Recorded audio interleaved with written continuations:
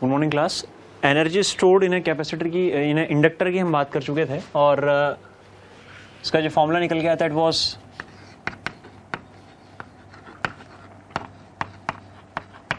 Energy stored in an inductor. ये निकल के आया था हाफ LI स्क्वायर। यहाँ पे L जो था ये था self inductance of the coil,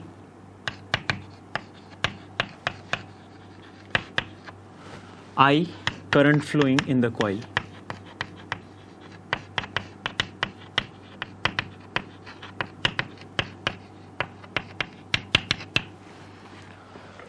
next जो उसके बाद में हमें डेरिवेशन एक देखना है, इसमें से मैक्सिमम टाइम क्वेश्चंस पूछ लिया जाता है। एनर्जी डेंसिटी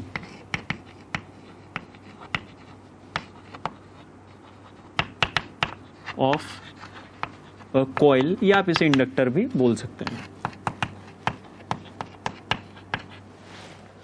एनर्जी डेंसिटी का मतलब होता है कि यूनिट वॉल्यूम में कितनी एनर्जी वहां पर स्टोर्ड है। तो इसको मैं पहले थियरी की फॉर्म में भी यहां पे लिख देता हूं मैं, एनर्जी स्टोर्ड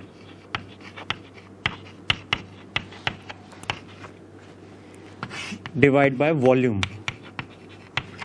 तो एनर्जी स्टोर्ड जैसा कि हमने अभी भी देखा कि हाफ LI स्क्वायर है, हाफ LI स्क्वायर। इसे आप डिवाइड करते हैं वॉल्यूम से, और जैसा कि हमें पता है कि वॉल्यूम को मैं रिप्रेजेंट कर सकता हूं किससे, length into cross section area से। यहां पर इसमें कंफ्यूज मत होइएगा, L जो है यहां पर सोलेनोइड की लेंथ है,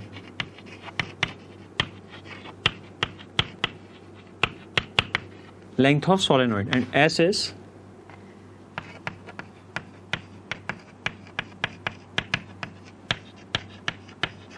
क्रॉस सेक्शन एरिया। क्लियर है? तो V की जगह पर हम इसकी वैल्यू पुट कर देते हैं, तो half LI square divide by L into S यहां पर निकल कर आएगा। नाउ सोलेनोइड के लिए जो सेल्फ इंडक्टेंस की वैल्यू है, L की वैल्यू, वो हमने फाइंड की थी mu naught N square SL के बराबर निकल के आई थी। ये है mu naught N square SL के बराबर सोलेनोइड की लेंथ जो है सेल्फ इंडक्टेंस की वैल्यू निकल कर आई है। लास्ट क्लास में हमने इसे डिराइव किया था, self inductance of a solenoid. तो यहां पर से मैं L की जगह पे वैल्यू को पुट करने जा रहा हूं, तो एनर्जी डेंसिटी जो है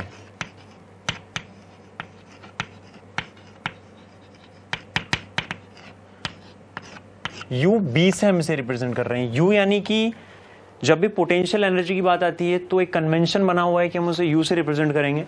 B यहां पर रिप्रेजेंट कर रहा है मैग्नेटिक फील्ड को, क्योंकि देखिए एक बेसिक डिफरेंस होता है कैपेसिटर और इंडक्टर में। रेजिस्टर को हम फिलहाल हटा देते हैं। तो कैपेसिटर एक ऐसा डिवाइस है जिसमें कि एनर्जी स्टोर्ड होती है इलेक्ट्रोस्टैटिक फील्ड में, वहां पर जो इलेक्ट्रिक फील्ड है उसकी फॉर्म में वहां पर एनर्जी स्टोर होगी। जबकि अगर मैं बात करता हूं इंडक्टर की, तो इंडक्टर के केस में उसके मैग्नेटिक फील्ड के अंदर एनर्जी जो है स्टोर हो जाती है। तो यहां पर B उस मैग्नेटिक फील्ड को ही रिप्रेजेंट कर रहा है। वैल्यू हम यहां पे पुट कर दें तो देखिए हाफ L की जगह पर हम लिख सकते हैं mu naught N square SL multiply by I square divide by SL। तो आप देख सकते हैं SL से SL यहां पर कैंसिल हो जाएगा, and energy density can be written as half mu naught N square I square. अब यहां से थोड़ा सा मैं इसको मॉडिफाई हम करेंगे। रिजल्ट आपका ये भी सही है, लेकिन इस फॉर्म में अक्सर पूछा नहीं जाता है। मॉडिफिकेशन इसका किस तरीके से किया जाएगा उसे हम यहां पर मैं आपको बता देता हूं। देखें,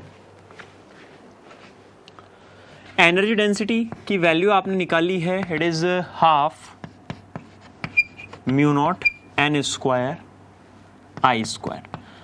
अब हम सभी जानते हैं कि म्यू नॉट NI को हम किससे रिप्लेस कर सकते हैं? Mu naught NI can be replaced bye B, यानी कि मैग्नेटिक फील्ड। सोलेनोइड के लिए हमने बात की थी, इसको आप B से रिप्रेजेंट कर सकते हैं, उसका फॉर्मूला यही था। तो इसके लिए मैं इसको यहाँ म्यू नॉट से मल्टीप्लाई भी कर रहा हूँ और डिवाइड भी कर देता हूँ। इसी स्टेप में कर देता हूँ इसको, नेक्स्ट लिखने की जगह हम यहीं पर इसको म्यू नॉट से डिवाइड और म्यू नॉट से मल्टीप्लाई कर देते हैं। ऐसा करने से होगा क्या, नीचे वाले म्यू नॉट को मैं 2 के साथ लिख रहा हूं और ऊपर आप देख सकते हैं ये होगा mu naught NI and again multiplied by mu naught N I. Clear है? तो mu naught N I can be replaced by B. So ये रिजल्ट निकल कर आता है half B square upon mu naught. This will be the energy density U. Clear है? अगर आप इसको थोड़ा सा कंपेयर करने की कोशिश करें हमारे इलेक्ट्रोस्टैटिक में जब हमने कैपेसिटर के लिए एनर्जी डेंसिटी निकाली थी तो it was half E square epsilon not. वहां पर जो कैपेसिटर के लिए निकल कर आया था that was quite similar with this result, that was half E square epsilon not. तो वहां पर एप्सिलॉन नॉट जो था वो मल्टीप्लाई में था, यहां पर जो म्यू नॉट है दैट इज परमिएबिलिटी और एप्सिलॉन नॉट था यहाँ पे परमिटिविटी। तो काफी कुछ इसमें अगर आप ध्यान देंगे तो हमें सिमिलरिटी दिखाई दे सकती है। ये बात हुई एनर्जी स्टोर्ड की। इसके बाद में इंडक्टर्स के लिए हम बात करेंगे डिफरेंट कॉम्बिनेशंस की, कौन कौन से कॉम्बिनेशंस यहाँ पर पॉसिबल है। तो ये आपने नोट किया होगा, एनर्जी डेंसिटी के लिए डेरिवेशन है, काफी इंपॉर्टेंस रखता है, इसे आप नोट कीजिए पहले।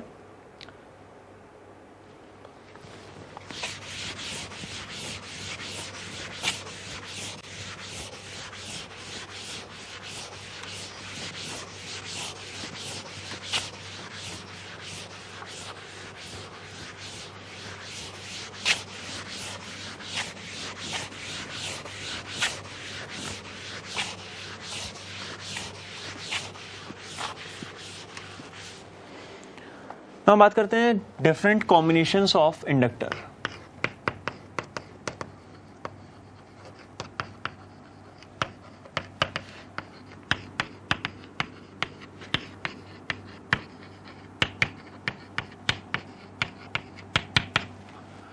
इंडक्टर्स को किसी भी सर्किट में कितने तरीके से हम कनेक्ट कर सकते हैं। जैसा कि हमने सबसे पहले बात की थी कैपेसिटर में, वहाँ पे दो टाइप की कॉम्बिनेशन थे। First one was series combination and parallel combination. फिर हम मूव किया हमने रेजिस्टर्स के ऊपर। रेजिस्टर्स के केस में आपने देखा, जो कि हमने पहले भी देखा हुआ है 10th क्लास में, वहाँ पर भी फिर से दो कॉम्बिनेशंस थे, पहला था सीरीज और दूसरा था पैरेलल कॉम्बिनेशन। यहाँ पर भी वही चलने वाला है। तो फर्स्ट जो कॉम्बिनेशन होगा it is series combination of inductor,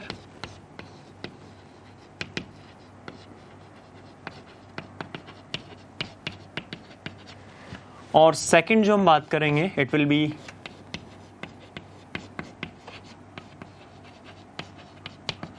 parallel combination of inductor. सबसे पहले मैं बात करना चाहूंगा यहाँ पे सीरीज कॉम्बिनेशन की। तो सीरीज कॉम्बिनेशन स्टार्टिंग से एक कॉमन चीज हमें सीरीज कॉम्बिनेशन में देखने को मिली, वो होता है कि करंट की वैल्यू सेम रहेगी। जब कैपेसिटर की मैंने बात की थी देयर वाज चार्ज, वहां पे चार्ज हुआ करता था जो कि सेम रहता था। तो सीरीज कॉम्बिनेशन में कैपेसिटर की केस में चार्ज सेम रहता था, रेजिस्टर्स की केस में करंट सेम रहता था, because current is nothing but the flow of charge. तो एक ही चीज हो जाएगी। यहां पर भी सीरीज कॉम्बिनेशन उसे ही कहा जाएगा जहां पर फ्लो होने वाला करंट अगर सेम है। तो डायग्राम जब इसका बनाते हैं आप, मान लीजिए पहला इंडक्टर है, इसका इंडक्टेंस हम बोल देते हैं L1 के बराबर है। इसको आपने दूसरे इंडक्टर से कनेक्ट किया हुआ है जिसका इंडक्टेंस L2 के बराबर है, सेल्फ इंडक्टेंस की मैं बात कर रहा हूं, और तीसरा इंडक्टर जिसका इंडक्टेंस L3 के बराबर है।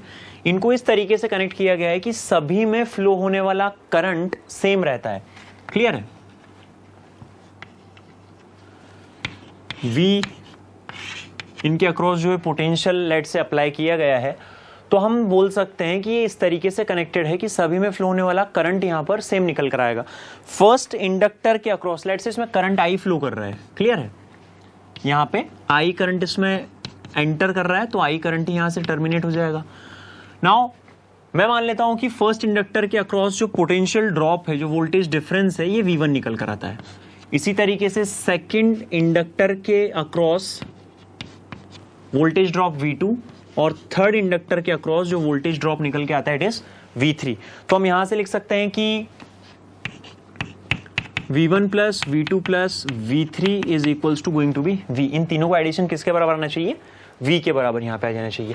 इसका इक्विवेलेंट सर्किट अगर हम निकालें, क्योंकि हम बात कर रहे हैं कौन कौन से कॉम्बिनेशंस यहाँ पे हो सकते हैं, तो कॉम्बिनेशंस को सॉल्व करने का जो मतलब होता है, जो उसकी रिक्वायरमेंट है, वो यही है कि लार्ज नंबर ऑफ इंडक्टर्स अगर किसी सर्किट में कनेक्ट होंगे तो उन सभी इंडक्टर्स को हटाकर और मुझे उसे मिनिमम नंबर ऑफ इंडक्टर्स से रिप्लेस करना है गिवन सिस्टम को। तो यहां पर मैं एक ऐसा इंडक्टर निकालना चाहता हूं जिसको जब मैं इन तीनों के कॉम्बिनेशन से रिप्लेस कर दूं तो सर्किट में वही इफेक्ट रहे जो इन तीन का मिलकर था। वो एक अकेला इंडक्टर हमें ढूंढना है। तो लेट्स से वो इंडक्टर है यहाँ पे जिसका इंडक्टेंस होना चाहिए L के बराबर। क्लियर है? नाउ करंट, बाकी इफेक्ट सेम रहना चाहिए। तो I करंट इसमें एंटर हो रहा है, I करंट इससे एग्जिट करेगा, वोल्टेज ड्रॉप इसके अक्रॉस V का आ जाएगा। तो पोटेंशियल यहाँ पे सभी में जो पोटेंशियल ड्रॉप है उनका एडिशन V के बराबर आ जाना चाहिए। अब बिकॉज हमें याद है कि induced EMF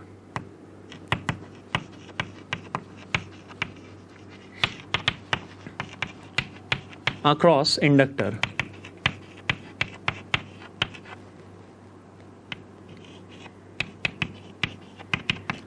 LdI/dt।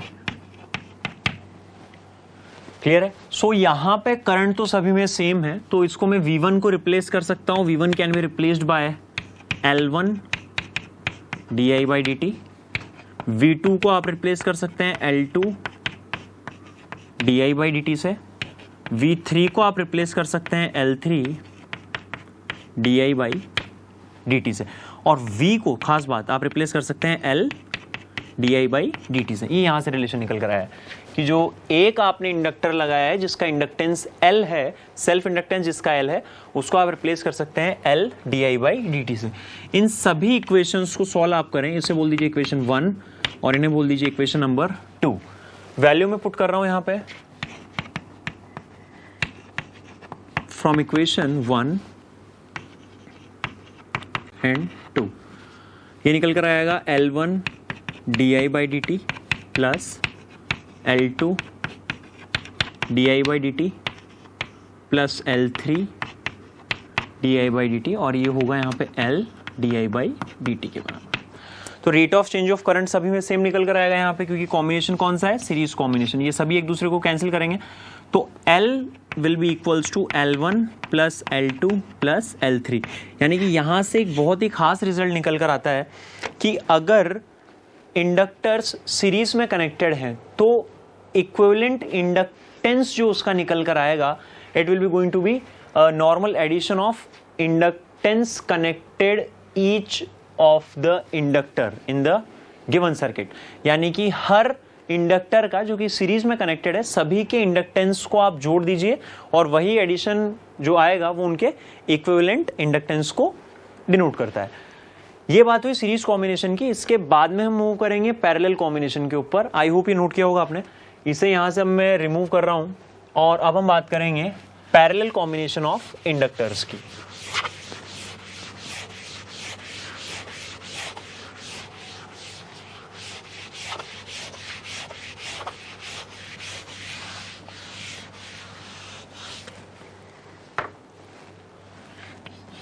Series combination के बाद now it's all about parallel combination. Parallel की डेफिनेशन क्या होती है? अब तक चाहे कैपेसिटर हो चाहे रेजिस्टर हो, हमने पैरेलल कॉम्बिनेशन की जो डेफिनेशन पढ़ी है वो ये थी कि voltage across each of the element. Element में यहां पे बोल रहा हूं रेजिस्टर, कैपेसिटर या अब इंडक्टर, इसको मैं स्पेसिफाई नहीं कर रहा हूं। तो अगर एलिमेंट्स के अक्रॉस पोटेंशियल डिफरेंस सेम है तो इस तरह का कॉम्बिनेशन कहा जाता है पैरेलल कॉम्बिनेशन। समझने के लिए तीन इंडक्टर्स को मैं यहाँ पे पैरेलल फैशन में यहाँ पे कनेक्ट कर रहा हूँ। This is first inductor of inductance L1, ये होगा सेकंड इंडक्टर L2 इसका इंडक्टेंस है, और थर्ड जो होगा इट इज ऑफ L3। इन सभी को हम सीरीज में कनेक्ट कर रहे हैं। कहने का मतलब है कि सभी को आप इस तरीके से कनेक्ट कर रहे हैं कि सभी का एक पॉइंट किसी एक पर्टिकुलर नोड पे और सभी का दूसरा पॉइंट यानी कि सभी का दूसरा टर्मिनल किसी दूसरे पर्टिकुलर नोड पे कनेक्टेड है।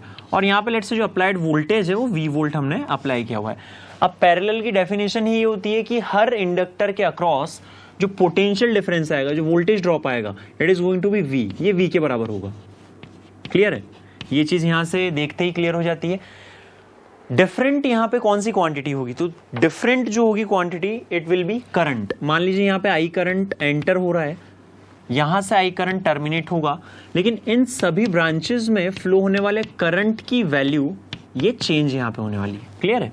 I1, I2, I3 तीन ब्रांचेस है, सभी में करंट को मैंने I1, I2 और I3 से डिनोट किया है। नाउ इसके इक्विवेलेंट सर्किट की अगर मैं बात करूं तो इक्विवेलेंट सर्किट किस तरीके से बनाया जाएगा कि हमें एक इंडक्टर चाहिए जिसके अक्रॉस जब आप V वोल्ट की बैटरी कनेक्ट करते हैं तो इसमें फ्लो होने वाला करंट क्या होगा, I करंट होगा, जो टोटल यहां पे हो रहा है। तो इसके अक्रॉस वोल्टेज V आ जाएगा और इसके इंडक्टेंस को मैं L से डिनोट किए देता हूं। तो in case of parallel combination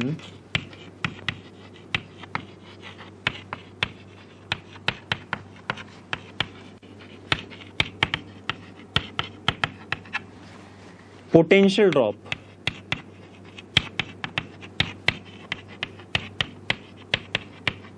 across each of the inductor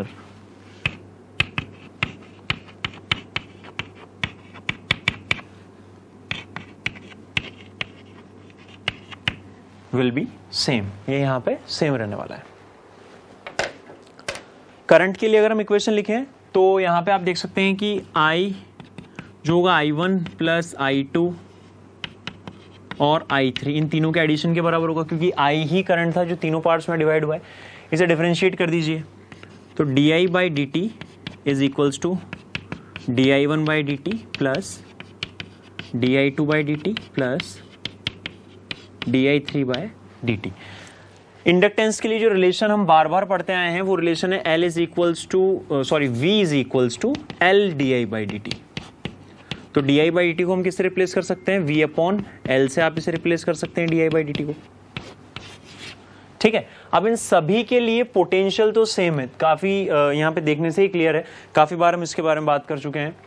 तो आप di बाई डी टी को किससे रिप्लेस कर सकते हैं, इक्विवेलेंट सर्किट में देखिएगा, it can be replaced bye V upon L। इसी तरीके से di1 बाई डी टी को आप रिप्लेस कर सकते हैं किससे, V अपॉन L1 से। di2 बाई डी टी को आप रिप्लेस कर सकते हैं V अपॉन L2 से, और di3 बाय डी टी को आप रिप्लेस कर सकते हैं V अपॉन L3 से। तो इससे आप बोल दें इक्वेशन नंबर 1, सॉरी इसे 2 बोल दीजिए, ये इधर 1 है। तो इक्वेशन 1 और 2 से वैल्यू मैं यहां पे पुट कर रहा हूं।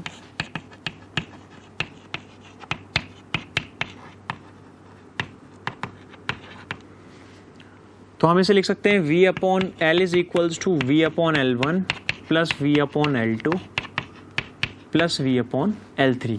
V यहाँ पे कैंसिल हो जाएंगे क्योंकि पैरेलल कॉम्बिनेशन की मैं बात कर रहा हूँ और सभी के अक्रॉस जो वोल्टेज होगा वो सेम निकल कर आएगा। तो 1 upon L is equals to 1 upon L1 plus 1 upon L2 plus 1 upon L3। तो जो इक्विवेलेंट इंडक्टेंस की वैल्यू निकल कर आएगी फॉर पैरेलल कॉम्बिनेशन, ये सेम आएगी जो हमने रेजिस्टेंस के केस में पढ़ा था। रेजिस्टर्स जब पैरेलली कनेक्टेड होते थे तो इक्विवेलेंट रेजिस्टेंस का रेसिप्रोकल सभी कनेक्टेड रेजिस्टेंसेस के रेसिप्रोकल के एडिशन के बराबर आता। तो यहां पर इक्विवेलेंट इंडक्टेंस का रेसिप्रोकल सभी कनेक्टेड इंडक्टेंस के रेसिप्रोकल के एडिशन के बराबर आएगा। नोट करें इसे।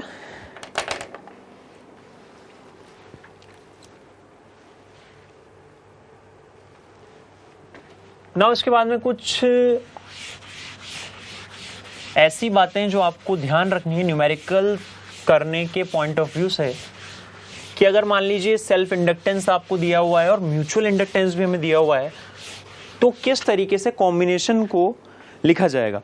कॉम्बिनेशन को लिखने का जो तरीका होगा वो इस तरीके से होगा, दो तरीके से यहाँ पे आप इसे कनेक्ट कर सकते हैं। फर्स्ट पॉसिबल केस जो हो सकता है इट इज, मान लीजिए कि एक इंडक्टर है जिसका इंडक्टेंस L1 है और ये दूसरा इंडक्टर है जिसका इंडक्टेंस L2 दिया गया है। एक इनका कनेक्शन हो सकता है कि इन्हें डायरेक्टली कनेक्ट किया गया है, ये इस तरीके से डायरेक्ट हमने इन्हें कनेक्ट कर दिया, और म्यूचुअल इंडक्टेंस इनके लिए जो है M के बराबर दिया गया है। ठीक है, दूसरा कनेक्शन इससे ध्यान से देखिएगा, थोड़ा सा कंफ्यूजिंग हो सकता है। फर्स्ट जो इंडक्टर है इसका इंडक्टेंस L1 है और दूसरे के लिए L2 दिया गया है। कनेक्ट इन्हें किस तरीके से किया गया है उसे समझ लें, इस तरीके से अब इन्हें कनेक्ट किया गया है और इन दो टर्मिनल्स के बीच में हमसे जो इक्विवेलेंट इंडक्टेंस की वैल्यू है वो पूछी गई है। तो यहां पर जो L की वैल्यू निकल कर आती है it will B L1 plus L2 plus 2M। Clear है, क्योंकि यहाँ पर जो डायरेक्शन है सेम होगा, जिस डायरेक्शन में फर्स्ट कॉइल में करंट फ्लो कर रहा है उसी डायरेक्शन में सेकंड कॉइल में करंट फ्लो करेगा। लेकिन यहाँ पर ऐसा नहीं होगा, यहाँ पे फर्स्ट कॉइल में डायरेक्शन आगे की तरफ फ्लो कर रहा है और इसमें इस तरफ फ्लो कर रहा है, जो है जस्ट आपने यहाँ पे इसका कॉन्फ़िगरेशन चेंज कर दिया है। कॉइल्स वही हैं, उनके सेल्फ इंडक्टेंस की वैल्यू वही है, बस कॉन्फ़िगरेशन चेंज कर दिया, उसको जोड़ने का तरीका आपने बदल दिया है। तो यहाँ पर जो एक्सप्रेशन निकल के आएगा, it will be L is equals to L1 plus L2 minus 2M। ऐसा क्यों होता है, इनको भी आगे चलकर हम एक न्यूमेरिकल की हेल्प से समझ भी लेंगे कि ऐसा आखिरकार हुआ तो हुआ क्यों। फिलहाल एक क्वेश्चन लिखेंगे इसके लिए।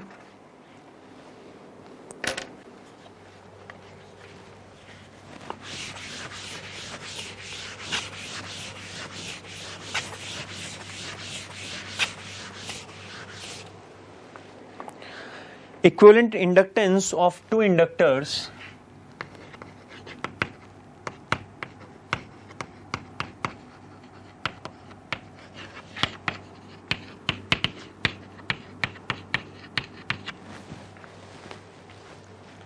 is 2.4 Henry.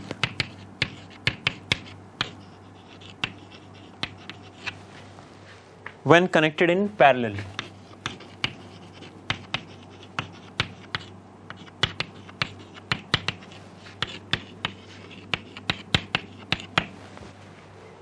If same inductors are connected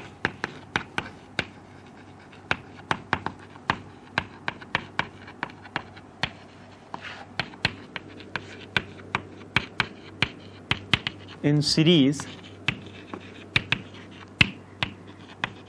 equivalent inductance is 10 Henry. Find the value of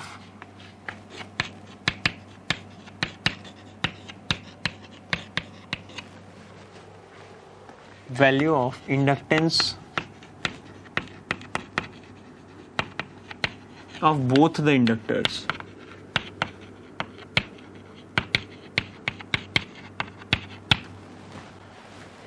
तो दो इंडक्टर्स आपको दिए हुए हैं, जब उन्हें सीरीज में कनेक्ट करते हैं तो उनके लिए इक्विवेलेंट इंडक्टेंस जो दिया जाता है इट इज 10 हेनरी। जब उन्हीं दो इंडक्टेंसेस को आप पैरेलल में कनेक्ट करते हैं तो इक्विवेलेंट इंडक्टेंस निकल के आता है 2.4। तो सीरीज के लिए जो इक्विवेलेंट इंडक्टेंस होता है वो आता है, देखें, L1 प्लस L2। तो यहां से मैं बोल सकता हूं कि L1 प्लस L2 की वैल्यू कितनी है इसके लिए 10। इसे इक्वेशन 1 बोल दीजिए। जब इन्हीं दो इंडक्टर्स को पैरेलल फैशन में कनेक्ट किया जाता है तो 1/L इक्विवेलेंट निकल के आता है 1/L1 प्लस 1/L2। क्लियर है? तो इसे आप लिख सकते हैं कितना, 1/2.4 is equals to 1/L1 plus 1/L2। LCM ले लीजिए, सॉल्व करें तो L1 L2 यहाँ आएगा L1 प्लस L2 1/2.4। तो L1 plus L2 is equals to L1 L2 upon 2.4। Clear? L1 plus L2 की वैल्यू यहाँ से रख दीजिए इक्वेशन 1 से, तो ये होगा 10 is equals to L1 L2 upon 2.4। तो L1 L2 is equals to आएगा आपके पास में 24। 2.4 को 10 से मल्टीप्लाई करें, इसकी वैल्यू हमारे पास में आ जाएगी 24 निकल कर। अब हमें करना क्या है, यहाँ से देखें L1 और L2 की वैल्यू निकालनी है। तो आप क्या कीजिए कि इसी इक्वेशन से मैं अगर बात करूं L2 तो ये निकल कर आता है 24/L1। क्लियर है? इक्वेशन 1 और इसे नाम दे दीजिए इक्वेशन नंबर 2। सॉल्व कर दें इसे फ्रॉम इक्वेशन 1 एंड 2। L2 की जगह वैल्यू पुट कर रहे हैं, L1 plus 24/L1 is equals to 10। तो निकल के आएगा L1 square plus 24 is equals to 10L1, L1 square minus 10L1 plus 24 is equals to 0। तो L1 में जैसा कि हमें यहाँ पे क्वाड्रेटिक इक्वेशन मिली है, इसे आप किस तरीके से सॉल्व कर सकते हैं, 12 एंड 2 इसके जो है वैल्यूज निकल कर आएगी। L1 स्क्वायर देख लेते हैं उससे सॉल्व होता है या नहीं, माइनस 12L1 प्लस 2L1। यहाँ से अगर आप करते हैं तो ये 10 निकल कर आएगा, मल्टीप्लाई से करेंगे तो इसका मतलब यहाँ पे जो फैक्टर्स हमने बनाए हैं ये सही नहीं होंगे। और इसके लिए जो फैक्टर्स हम बना सकते हैं यहाँ पे देखें 6 4 या 24 हो सकता है, क्लियर है। तो हाँ ये आप कर दीजिए, तो L1 square minus 6L1 minus 4L1 plus 24 is equals to 0। L1 common लें, L1 minus 6 minus 4 L1 minus 6 is equals to 0. It can be written as L1 minus 4 and L1 minus 6 is equal to 0. That means L1 minus 4 is equals to 0. तो यहाँ से L1 निकल कर आएगा 4, या फिर आप यहाँ से करें तो और लगा दीजिए यहाँ पे L1 minus 6 is equal to 0. That means L1 is equals to 6. तो L1 की वैल्यू या तो 4 हो सकती है या 6 हो सकती है। अब फ्रॉम इक्वेशन 1 फिर से मैं इसे घूम फिर के इक्वेशन 1 पर आ रहा हूँ। इक्वेशन 1 से अब अगर हम बात करें तो L1 की वैल्यू अगर 4 है तो L2 will be equals to 10 minus 4, that means L2 is equals to 6 if L1 is equals to 4। तो L2 कितना निकल कर आ जाएगा, 6 हेनरी निकल कर आ जाएगा। अगर आप L1 की वैल्यू 6 काम में लेते हैं तो L2 इज इक्वल टू कितना होगा, 10 माइनस 6, तो L2 इज इक्वल टू निकल कर आ जाएगा 4 हेनरी। दैट मीन्स L1 और L2 दोनों में से एक 6 हेनरी का होगा जबकि दूसरा 4 हेनरी का होगा। नोट कर लें इसे।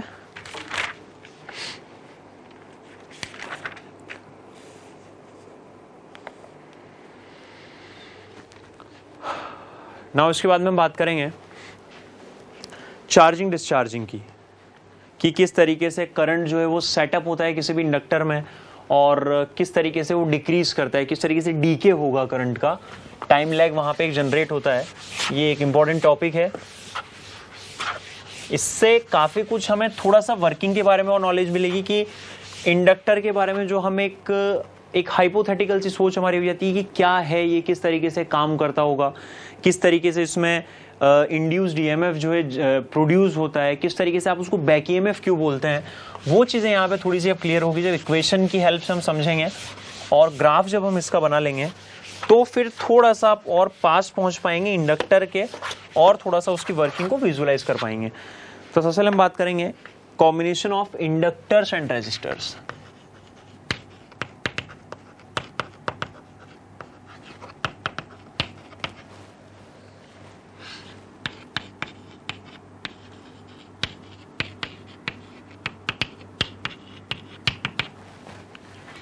मान लेते हैं कि इंडक्टर और रेजिस्टर इस तरीके से कनेक्टेड है। इंडक्टर के लिए सेल्फ इंडक्टेंस की वैल्यू L और रेजिस्टर के लिए R दी गई है। इससे एक की यहाँ पे स्विच है और एक बैटरी लगी हुई है, इसकी हेल्प से यहाँ पे जोड़ा गया है। क्लियर? नाउ जैसे ही हम इस स्विच को क्लोज करते हैं यहाँ पे करंट फ्लो करना स्टार्ट करेगा, लेकिन जैसे ही इसमें करंट फ्लो करना स्टार्ट करेगा ये इंडक्टर में एक फ्लक्स चेंज होने की वजह से, क्योंकि जैसे ही करंट यहाँ पे फ्लो करेगा, अभी इनिशियली जब की ओपन थी यहाँ पे कोई मैग्नेटिक फील्ड नहीं था क्योंकि सर्किट में करंट फ्लो नहीं कर रहा था। अब जैसे ही करंट वहाँ पे सेटअप होना चाहेगा, उस करंट की वजह से यहाँ पे magnetic effect of electric current होने पड़ा हुआ है, एक मैग्नेटिक फील्ड प्रोड्यूस होगा और फ्लक्स की वैल्यू यहाँ से चेंज होगी। और जब भी किसी कॉइल से पास होने वाला फ्लक्स टाइम वेरिंग होता है, जब वो चेंज होगा तो एक बैक ईएमएफ प्रोड्यूस हो जाएगा। तो ये इंडक्टर के अक्रॉस पोटेंशियल इस तरीके से जनरेट होगा कि वो इसमें करंट फ्लो का अपोज करेगा, जो कि अकॉर्डिंग टू लेंस लॉ होता है।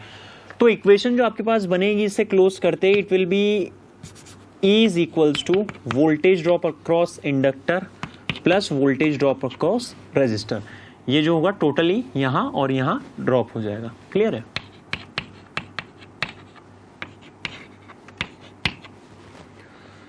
नाउ इसे हम लिख सकते हैं E is equals to VL को यहाँ पे जो कि इंडक्टर के अक्रॉस वोल्टेज ड्रॉप है, इसे मैं रिप्लेस कर सकता हूं L di बाई dt से, और रेजिस्टर में जो वोल्टेज ड्रॉप होगा it can be replaced bye IR। I यहाँ पे जो है फ्लो होने वाले करंट की वैल्यू। क्लियर है? तो E minus IR can be written as L di by dt। तो इसको हम लिख सकते हैं, I वाले टर्म को I के नीचे ले जाते हैं, बाकी सभी को एक तरफ ले जाएं, तो di upon E minus IR is equals to dt upon L। इसे रिप्लेस कर सकते हैं हम इस तरीके से, जी बिल्कुल। नाउ इसे हमें जो है यहाँ पे इंटीग्रेट करना है। लिमिट हम इसके लिए लगा दें तो i की लिमिट आएगी 0 से लेके i तक, और टाइम की लिमिट लगा देते हैं 0 से लेके t तक के लिए। इसे इंटीग्रेट कर दीजिए तो 1 upon e minus I R का जो इंटीग्रेशन आएगा it will be ln e minus I R divide by minus R. Limit इसमें हमें पुट करनी है, लिमिट यहाँ पे निकल के आएगी 0 से लेके और i तक। It will be equals to 1 upon L, यहाँ पे कांस्टेंट है, और dt का integration with respect to t, dt यहाँ पे जो मतलब है 1 का integration with respect to t आप इसे बोल सकते हैं, it will be t। Minus R को उधर ले जाएं तो ln e minus I R, limits put कर दें 0 से लेके i तक, ये होगा minus R upon L T के बराबर। लिमिट में यहाँ पे पुट कर रहा हूँ, इसमें लिमिट मैंने ऑलरेडी पुट कर दी है, तो ये होगा ln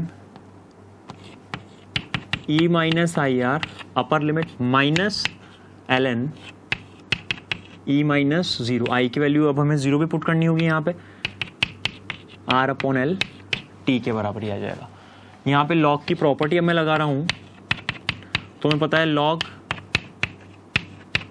a minus log b को आप log a अपॉन b से रिप्लेस कर सकते हैं। तो इसे आप लिख दीजिए ln e minus I R divide by e। It can B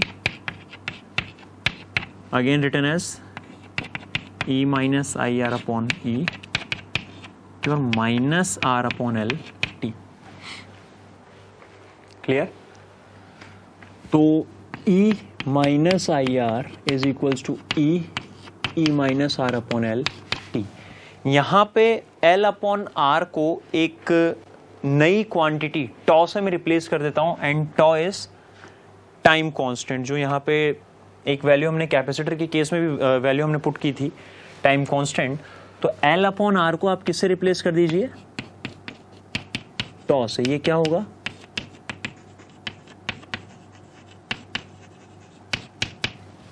time constant. Now e minus I R is equals to e की power minus T upon tau. L upon R को हमने जो टॉ से रिप्लेस कर दिया है, तो I R can be written as e minus E की power minus T by tau. यहां से e को कॉमन ले लें, तो i जो निकल कर आता है it is e upon R 1 minus E की power minus T by tau. तो e अपॉन आर जो है it is the maximum value of current that can be flow.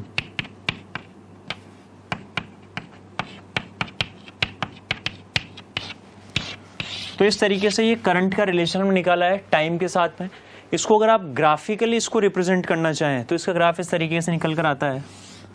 ये मैक्सिमम वैल्यू होगी यहाँ पे करंट की I not, which is the maximum value of current, जो कि E अपॉन आर के बराबर है। और ग्राफ इस तरीके से यहाँ पे इंक्रीजिंग ग्राफ में मिलेगा। तो करंट की वैल्यू इस तरीके से धीरे धीरे करंट वहाँ पे सेटअप होने लगता है, धीरे धीरे करंट की वैल्यू इंक्रीज करेगी, और एक पर्टिकुलर टाइम पर जाने के बाद में, जो कि आइडियली उस टाइम की वैल्यू इन्फाइनाइट निकल कर आएगी। जब यहाँ पे आप t की वैल्यू इन्फाइनाइट पुट करेंगे तब यहाँ पर i is equals to I naught निकल कर आएगा।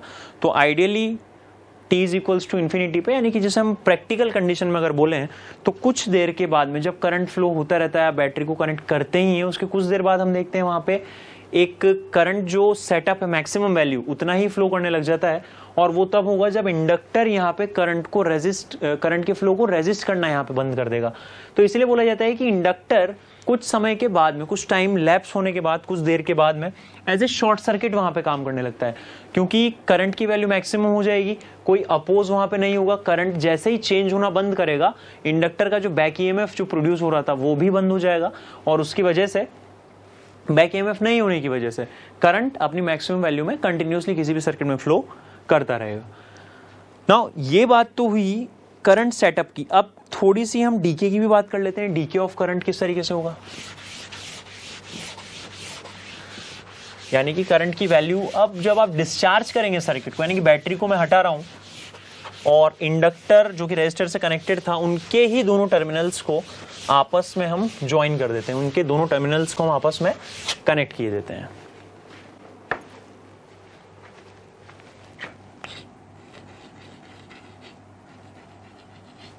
इन्हें ही अब हमने कनेक्ट कर दिया। यहाँ पे मान लेते हैं कि स्टार्टिंग में लगी हुई थी, इसे अब आपने क्या कर दिया है, क्लोज कर दिया है। तो इसके लिए मैं यहां से बोल सकता हूं कि potential across inductor plus potential across resistor will be zero. तो L di/dt plus IR is equal to zero होगा। तो L di/dt is equal to लिख सकते हैं माइनस आई आर के बराबर। फिर से करना वही है, आई की सभी टर्म्स को एक तरफ ले लें, बाकी सारी टर्म्स को दूसरी तरफ ले जाएं। तो di upon I is equals to dt upon L, और यहाँ पे माइनस आर ऑलरेडी बचा हुआ है। इंटीग्रेट कर दें इसे। अब क्योंकि इंटीग्रेशन जब आप करेंगे तो एक चीज का ध्यान रखिएगा, ये करंट ऑलरेडी मैक्सिमम था इसमें, अब हमने इन दोनों को जब कनेक्ट किया है तो करंट की वैल्यू अब यहाँ पे डिक्रीज करने लग जाएगी। तो जो लिमिट आप लगाएं, एक बार लिमिट्स के लिए मैं दोबारा इस स्टेप को रिपीट कर रहा हूँ, I0 से लेके I तक लगाएं, क्योंकि मैक्सिमम करंट यहाँ पे पहले ही हो चुका था और टाइम की लिमिट ऑब्वियसली 0 से t तक आएगी।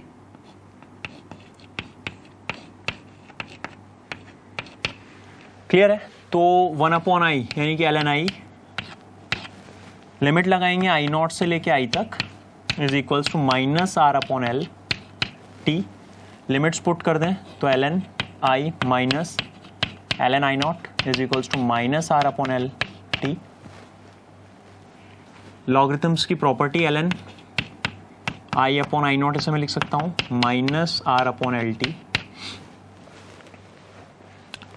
इसे आप लिख सकते हैं i अपॉन I0 e की power minus R upon L T के बराबर। यहाँ से i निकल कर आएगा I0 e की power minus R upon L T, और जैसा कि l अपॉन आर को हम रिप्लेस यहाँ पे कर देते हैं टॉ से, दैट इज टाइम कांस्टेंट। तो i को मैं यहाँ पे लिख सकता हूँ I0 e की पावर माइनस टी अपॉन टॉ। इस इक्वेशन के लिए अगर मैं ग्राफिकल रिप्रेजेंटेशन इसका देना चाहूं तो इसके लिए ग्राफिकल रिप्रेजेंटेशन किस तरीके से आएगा उसे एक बार देख लें। This is current and this is time. Maximum value से जो कि I0 थी डिक्रीज करने लगेगा और t is equals to infinite पर करंट की वैल्यू 0 हो जाएगी। यहां से भी देख सकते हैं हम, जैसे t is equals to infinite रखेंगे एक्सपोनेंशियल वाली टर्म नीचे चली जाएगी और i की वैल्यू 0 निकल कर आ जाएगी। क्लियर है? नाउ एक क्वेश्चन फिर से नोट करें। ये बात हुई कॉम्बिनेशंस की, जबकि डीके की हमने बात की, और करंट जो सेटअप होगा, एस्टेब्लिश किस तरीके से होता है करंट, उसके लिए इक्वेशन और उसके लिए ग्राफिकल एनालिसिस हमने देखा। नेक्स्ट क्वेश्चन लिखेंगे, the network shown in the figure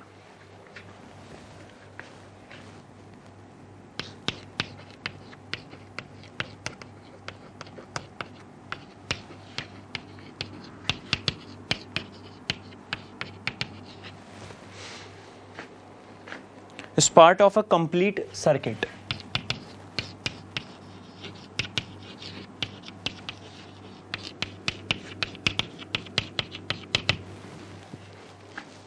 What is the potential difference? अभी सर्किट बनाएंगे तब आपको समझ में आएगा।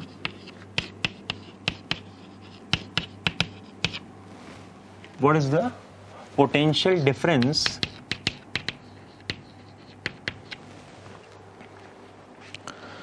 VB माइनस वी है, जो वैल्यू आपको निकालनी है वो है VB माइनस वी है। When 5 ampere current is flowing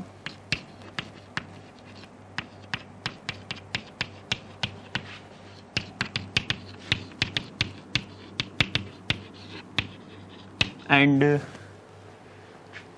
is decreasing at a rate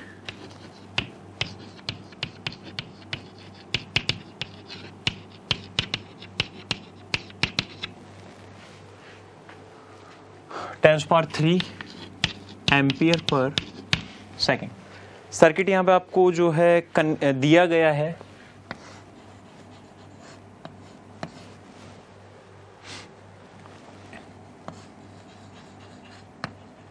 ये बी टर्मिनल है, ये ए टर्मिनल है। रेजिस्टेंस जो आपको दिया गया इट इज 1 ओम, यहाँ 15 वोल्ट की बैटरी है और इंडक्टर का जो इंडक्टेंस दिया हुआ है it is 5 millihenry. Clear? Current यहाँ पे कितना फ्लो कर रहा है देखें, 5 एम्पियर और decreasing rate of decreasing of the current यानी कि minus of D I by D T आपको दिया हुआ है कितना 10⁻³ एम्पियर पर सेकेंड। तो करंट यहाँ पे क्योंकि डिक्रीज कर रहा है यानी कि यहाँ पर जो पोटेंशियल ड्रॉप आएगा वो इस तरीके से आएगा कि उसको इंक्रीज करने की कोशिश करे। दैट मीन्स डायरेक्शन ये रहने वाला है। इसको ऑलरेडी हम बात कर चुके हैं तो उसके बारे में हम ज़्यादा बात यहाँ पे नहीं करेंगे। डायरेक्ट मैं इसके लिए KVL से इक्वेशन लिख देता हूँ। तो applying KVL between A and B, जिन दो टर्मिनल्स के बीच में हमें KVL लगाना है वो A और B होंगे। तो VA माइनस IR यानी कि 5 × 1 प्लस 15, इसके लिए भी साइन किसका आएगा देखें प्लस का। वैल्यू कितनी 5 मिली हेनरी यानी 5 × 10⁻³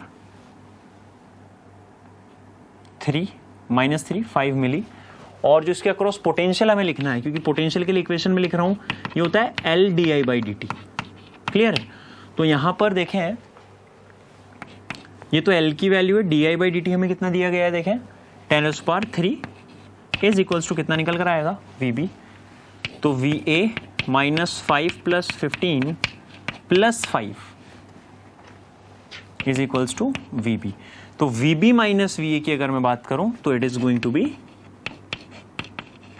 15 वोल्ट। क्लियर है? ये 5 से 5 कैंसिल हो जाएगा, प्लस का 5 माइनस के 5 से, और ये टर्म को उठा के और राइट हैंड साइड पर शिफ्ट कर दीजिए, साइन चेंज उसका हो जाएगा।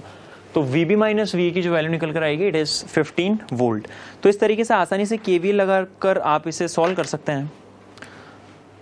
ये बात हुई क्वेश्चन की। नाउ नेक्स्ट अब हम मूव करते हैं एक बहुत ही इंपॉर्टेंट टॉपिक इस चैप्टर के ऑलमोस्ट एंड की तरफ अब हम चल रहे हैं, LC ऑसिलेशन।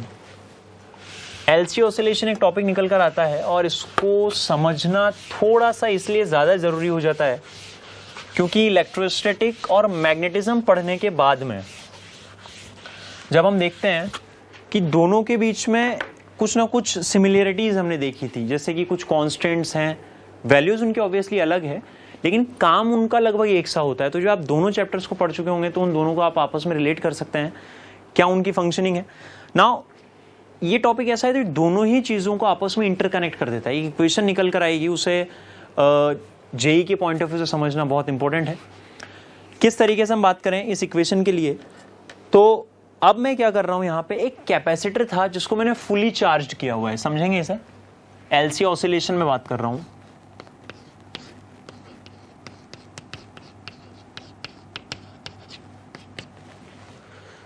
एक कैपेसिटर है जो कि फुली चार्ज है,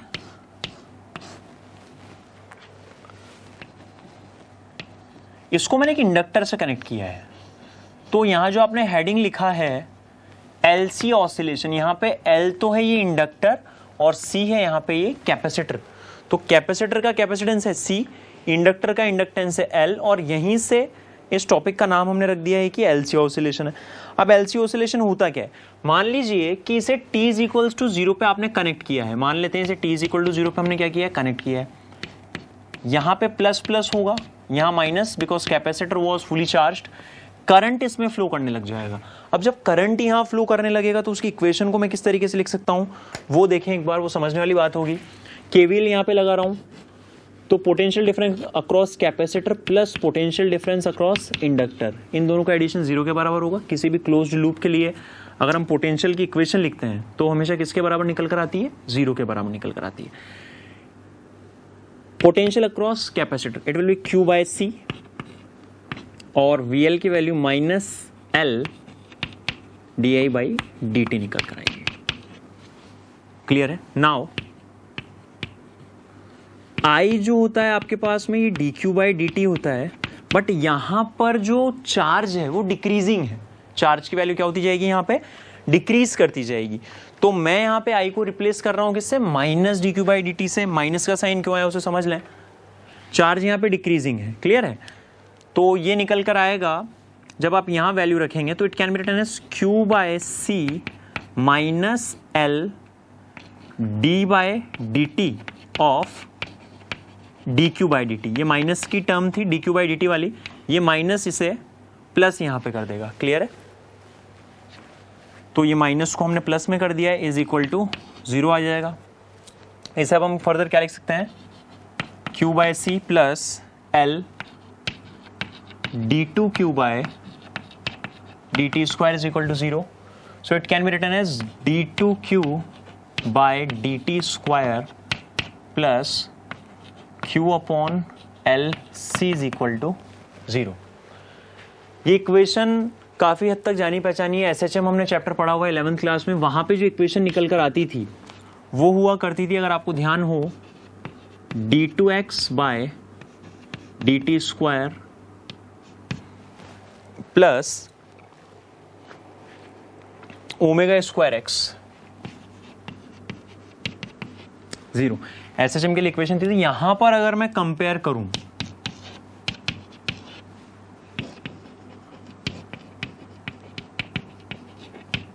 कंपेयरिंग 1 एंड 2, इन दोनों इक्वेशंस को अगर आप कंपेयर करते हैं तो मैं बोल सकता हूं यहां से कि omega square is equals to 1 upon L C है। तो omega is equals to 1 upon under root L C के बराबर वैल्यू किसकी होगी, ये ओमेगा की वैल्यू निकल कर आएगी, जिसे कि आप, चूंकि omega is equals to 2 pi F भी होता है, ये हमें पता है, तो एफ इज इक्वल्स टू यहां पे लिखा जा सकता है 1 upon 2 pi under root L C. Clear है। अब ऑसिलेशन वाले टर्म्स की जो हम बार बार बात किए जा रहे हैं वो क्या है, थोड़ा सा उसे समझ लें।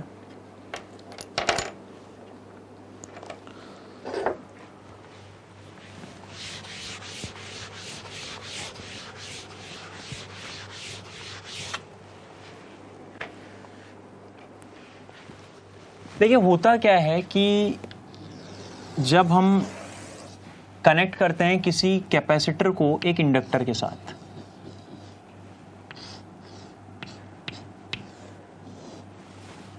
तो इनिशियली कैपेसिटर फुली चार्ज होगा, एक प्लेट पॉजिटिव और दूसरी प्लेट नेगेटिव होगी। यहां पर इनिशियली करंट कोई फ्लो नहीं होगा जिस इंस्टेंट पर आपने इसे कनेक्ट किया है। जैसे ही आप कनेक्ट कर देंगे, जैसे ही आप इसे क्या करेंगे, कनेक्ट करेंगे, यहां पे करंट सेटअप होना स्टार्ट हो जाएगा।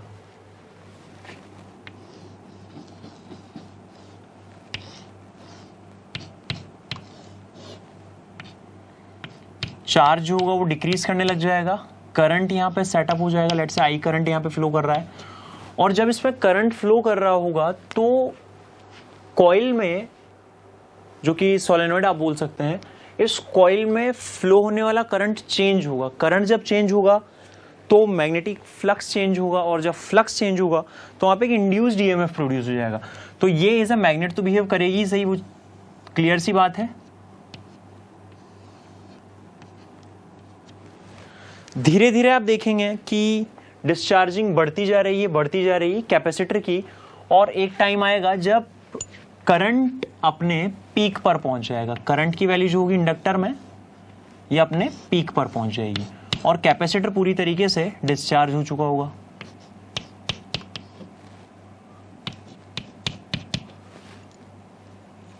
जब करंट मैक्सिमम होगा तो मैग्नेटिक फ्लक्स भी क्या होगा, यहां पे मैक्सिमम।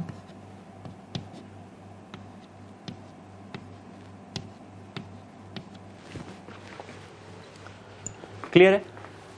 पीक पर पहुंचने के बाद में करंट फिर से डिक्रीज होने लगेगा, और जब करंट फिर से यहां पे डिक्रीज होने लगेगा तो आप देखेंगे कि ये अपोजिट डायरेक्शन में जो कैपेसिटर है वो चार्ज होना स्टार्ट कर देगा।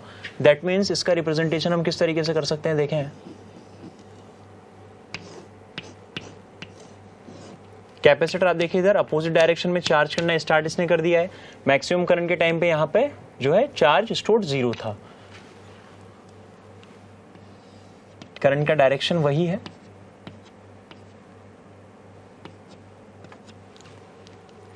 क्लियर है, करंट लेकिन अब डिक्रीज कर गया है।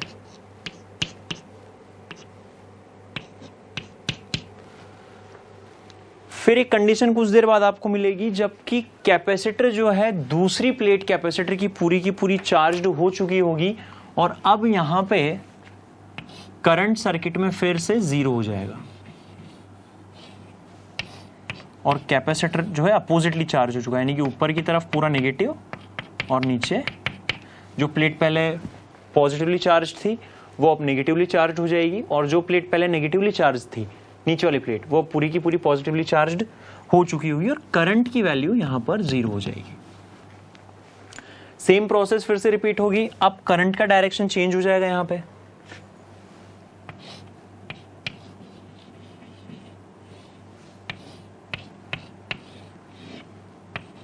करंट इसमें फ्लो करने लगेगा, मैग्नेटिक फील्ड लाइंस का डायरेक्शन भी चेंज हो जाएगा क्योंकि जैसे ही कॉइल में करंट का डायरेक्शन चेंज होगा हम देख सकते हैं मैग्नेटिक फील्ड का डायरेक्शन जो होगा वो भी चेंज हो जाएगा।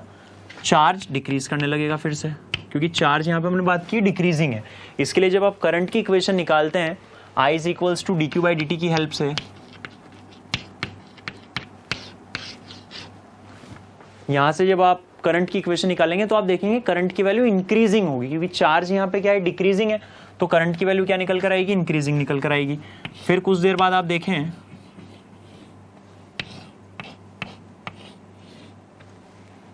तो यहां पर ये फुली डिस्चार्ज हो चुका होगा, यानी कि करंट अपने पीक पर होगा और मैग्नेटिक फील्ड की वैल्यू और ज्यादा बढ़ चुकी होगी।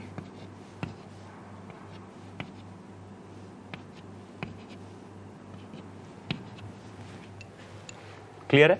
नाउ ये फिर से अपोजिटली जो है चार्ज होना स्टार्ट कर देगा और ये प्रोसेस कंटिन्यूअसली चलती रहेगी। इसे ही एलसी ऑसिलेशन बोला जाता है क्योंकि आप देख सकते हैं कि जो एनर्जी है वो एल और सी के बीच में यहां पे ऑसिलेट कर रही है।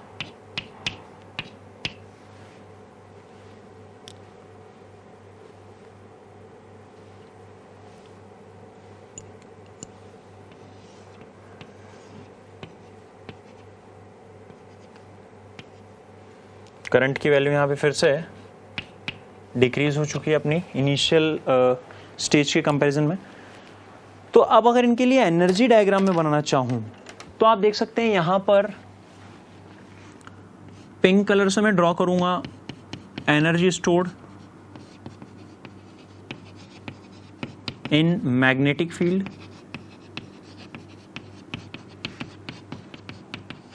जो कि इंडक्टर में होगा, और येलो कलर से हम यहां पे डिनोट करेंगे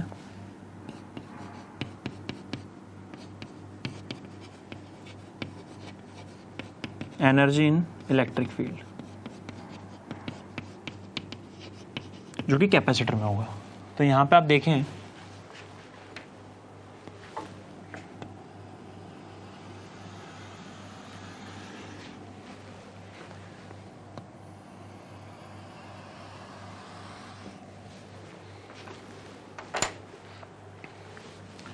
यहां पे पूरा का पूरा चार्ज कैपेसिटर पर है, यानी कि पूरे की पूरी जो एनर्जी है वो कैपेसिटर में स्टोर्ड होगी और energy stored in inductor will be 0। कोई एनर्जी इंडक्टर में स्टोर नहीं होगी। यहां पे एनर्जी जो है वो डिवाइड हो चुकी है, तो डिवाइड हो चुकी है इसका मतलब half of the energy will be stored in electric field and half of the energy will be stored in the magnetic field. अब यहां पर पूरी की पूरी एनर्जी जो है वो मैग्नेटिक फील्ड में स्टोर हो चुकी है और इलेक्ट्रिक फील्ड में एनर्जी बिल्कुल भी नहीं बची। आप देख सकते हैं कैपेसिटर जो है वो पूरी तरीके से क्या हो चुका है, डिस्चार्ज हो चुका है। फिर हम देखें एनर्जी आधी आधी डिवाइड हो चुकी है, यानी कि आधी एनर्जी मैग्नेटिक फील्ड में स्टोर है और आधी एनर्जी यहां पर इलेक्ट्रिक फील्ड में स्टोर हो जाएगी। यहां पर पूरी की पूरी एनर्जी आप देखें वापस से किस में स्टोर हो चुकी है, इलेक्ट्रिक फील्ड में, क्योंकि पूरा का पूरा जो कैपेसिटर है वो चार्ज्ड अप हो चुका है। यहां पे अपोजिट डायरेक्शन में ही सही, एनर्जी से स्केलर क्वांटिटी, तो डायरेक्शन का यहां पे फर्क नहीं पड़ेगा।